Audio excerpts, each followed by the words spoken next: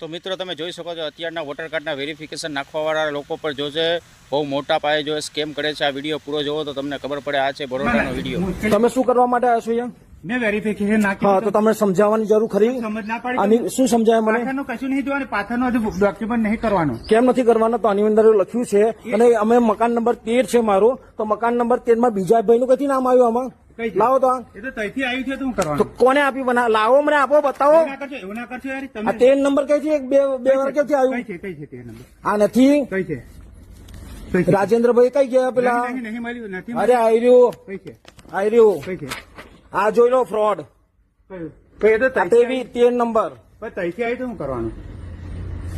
મારા ઘરમાં કેટલા 5 સભ્યો છે, જોઈ લો.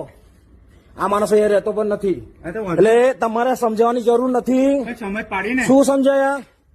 ફોર્મ ભરીને આપી દો, આટલી લીટી ભર દો, આ પાછળના ડોક્યુમેન્ટ. તમારે ના ભરો તો ભરજો, લાવો ને. કેમ? હું તમે સમજ તો આલી છે બધાને. શું સમજાય મને કહેશો તમે? આઈને મેં શું સમજાય?